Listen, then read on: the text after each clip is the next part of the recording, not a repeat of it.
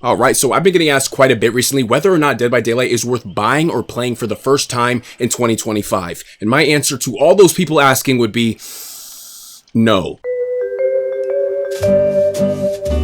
Nah, I'm just joking. Well, my answer actually is no, but there's just a lot more to it. First, let me preface this video by saying, look, behavior does not pay me, right? So I can say whatever the hell I want. A lot of these big content creators, they can't really quite say what they want because they got close relations with behavior. I don't give a shit. I'm just gonna keep it totally honest with you. This game is so pay to win, and it is so grindy, it's actually ridiculous. So if you're looking to get into this game for the first time ever and you want the full experience, I hope you have a lot of money and a lot of time because you're gonna need it. So let's take a look at the characters.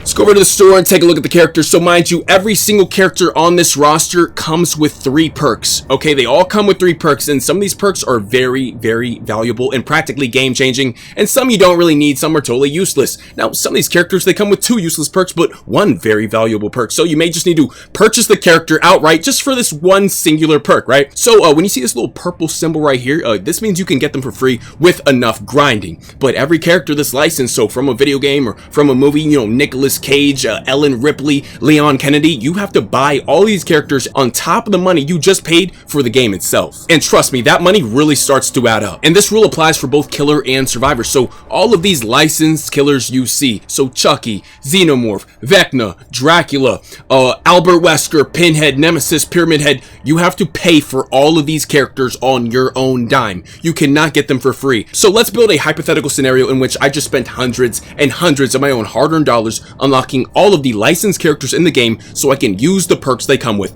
Surely I should then be able to actually use those perks on my characters, right? Well, actually, no, you can't. So here's the issue. Every single killer on this roster comes with 3 perks, and each of those 3 perks come with 3 tiers. Tier 1, Tier 2, and obviously the best tier, Tier 3.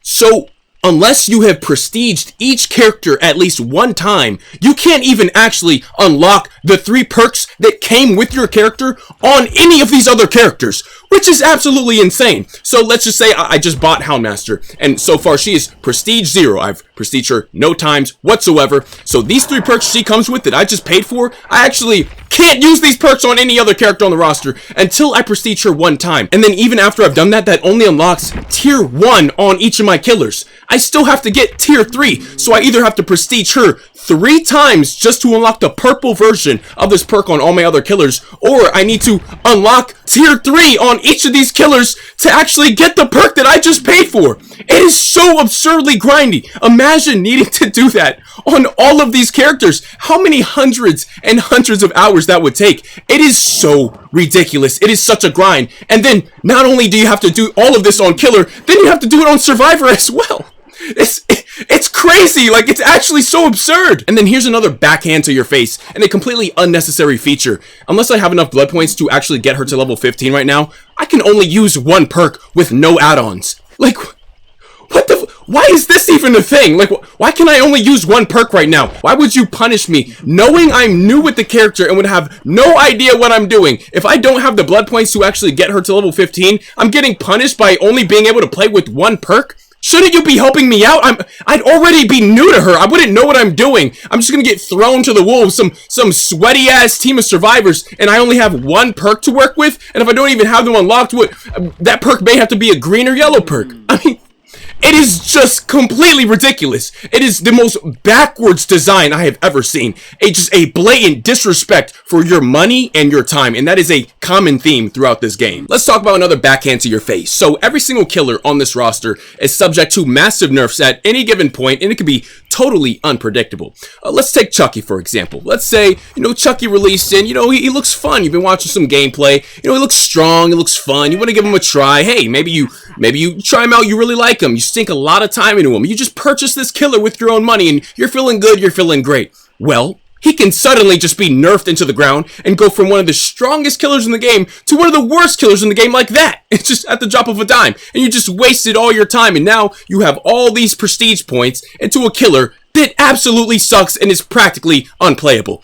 This actually just happened with Chucky recently. Pig got a nerf years down the line after release for no goddamn reason. Some killers just get their entire powers completely reworked over and over and over again. Like Sadako here, like Skull Merchant here. It just feels like a backhand to all the people that fell in love with the design and they purchased the killer for what was advertised initially, and they just basically get rug pulled. And yeah, it always feels totally unfair when it happens. And yeah, so any of these killers, their designs or just their powers in general can completely change like that. And this situation here actually isn't just exclusive to all the killers in the game, but every single perk in the game as well. Any perk on any character can be completely nerfed or totally changed at any given point. And if you spent your money on a specific character just for a specific perk because maybe it looked strong or it looked fun, you may have just wasted your money because it can get nerfed tomorrow. It can be completely reworked and totally changed the next day. Post edit quiet here, just something I'd like to add real quick. This issue stems from poor design. If Behavior actually designed these things correctly in the first place, they wouldn't have to go back and rework them again and again and again. They don't listen to the community. Their ego is too big. They have the foresight of a fucking tadpole. Behavior and poor design are synonymous. It's like peanut butter and jelly. They go hand in hand. It's just so infuriating. Trust me, I'm not kidding when I tell you this game will totally disrespect your money and your time on a consistent basis. Now, what happens when you purchase a killer and you spend loads and loads and loads of time hitting the highest prestige in the game, which is prestige 100. All right, what happens when you do that much, right? I mean, you are clearly one of the most dedicated players in the game. You hit the highest achievement you can possibly reach in the whole entire game. Do you get anything for that? Absolutely fucking not. You get nothing. There is literally no reward whatsoever in the game for hitting the highest prestige in the game. There is nothing. You get jack shit. Nothing at all! They even have emblem and title features in the game, which, conveniently enough, you can unlock from purchasing things out the fucking store, but nothing! Jack shit for hitting P100! They couldn't even doodle up a fucking emblem for you for hitting the highest prestige in the goddamn game! Nothing! You can't be serious! I mean, why would you get into this? Why would you get in this toxic relationship with this game? I'm telling you, these developers don't give a fuck about anything except your money. Look, in my opinion, if you expect players to spend hundreds and hundreds of dollars on top of the price they already paid for the game itself just to fully experience the game without more than half the game just being totally paywalled off, the least you could do is respect their time, right? I mean, that is the absolute bare minimum you could give back. This is easily gotta be one of the most unwelcoming games for newer players I think I've ever seen. Personally, I believe that any big content creator that would recommend this game to their audience without first disclosing just how much money and time they first need to put into it before they can fully experience the game in its entirety is being grossly irresponsible. This game is very misleading on its surface, and I feel like any content creator with a lot of influence owes it to their audience to disclose this information and not leave them in the dark, because a lot of people may not pick up on these things and they go to content creators to actually learn these things so they don't just buy the game and it's like, whoa, oh, wait, what do you mean half the roster's locked? I didn't know that. What do you mean I just spent all this money on all these different characters and now I have to spend hundreds and hundreds of hours just to play with the perks I paid for? Yeah, no, this game is very misleading, and I wouldn't recommend it to newer players.